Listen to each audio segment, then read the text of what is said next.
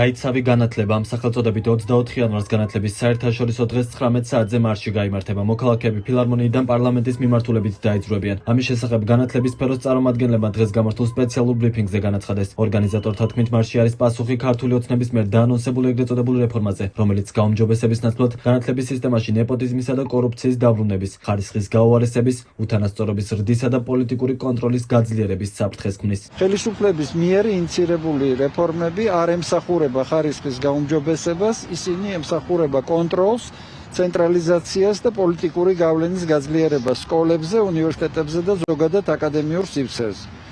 ჩვენ ვამბობთ კაფიოთ, უნივერსიტეტები არ უნდა ექვემდებარებოდეს პარტიულ კონტროლს, უნივერსიტეტების შენობების გაყიდვა არ არის რეფორმა, ეს არის განათლების ინფრასტრუქტურისა და აკადემიური დამოუკიდებლობის დასუსტება. პროფესორებისა და სტუდენტების შევიწროება დაუშვებელია.